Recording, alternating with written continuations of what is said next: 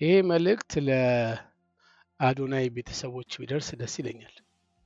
በተለይ ለእናትና አባቱ እንደው እርግጠኛ መሆን ባልችልም ግን በአዶናይ እንቅስቃሴ እናትና አባት ደስተኛ ናቸው ብዬ አላስብም።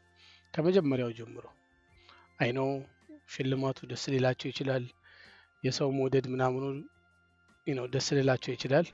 ግን በዚህ ደረጃ ኤክስፖዝ መሆኑ ያስፈራቸዋል። እንደ እናት እንደ አባት ማወቅ ያለባችሁ ነገር በዚህ በፍምስናው አድቫንቴጅ ሊይዙበት የሚፈልጉ በጣም ብዙ ሰዎች ነበሩ።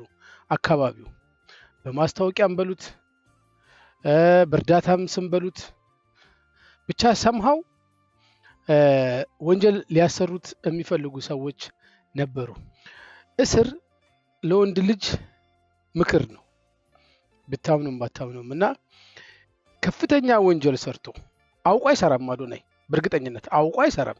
ግን ሳያውቀው ሌላ ወንጀል ሰርቶ ሌላ ነገር ውስጥ ከመግባቱ በፊት ትምህርት ቤት ገብቷል አዶናይ። ከዚህ የበለጠ የሚገጥመው ነገር ነበረ፣ የበለጠ የሚያሳዝን እና እግዚአብሔር ከዛ እንደታደገው ብታምኑ። ምክንያቱም ይወጣል አሁን የኢትዮጵያ ፍርድ ቤት ውሎ ይታወቃል። 14 ቀን ከዛ 7 ቀን ከዛ ይለቀቃል። ልብስ ምናምን ነው አይደል የተባለው። አዶናይ እንደሆነ በልብስ አለባበስ ምንም አይነት ጋጠወጥ አለባበስ ከመጀመሪያ እንኳን አይደለም ኢትዮጵያ ውስጥ ካናዳ ያለ እንኳን ጋጠወጥ አለባበስ አዶናይ ላይ ታይቶ አይታወቅም። በእውነት ነው የምላችሁ፣ አዶናይን ለመታደግ ነው የያዙት። እንዲረጋጋ፣ እንዲያስብ፣ ወንጀል እንዳይሰራበት፣ የሌሎች ብሪጅ እንዳይሆን ነው የያዙት እንጂ ሌላ ምንም ወንጀል ሰርቶ አይደለም አዶናይ።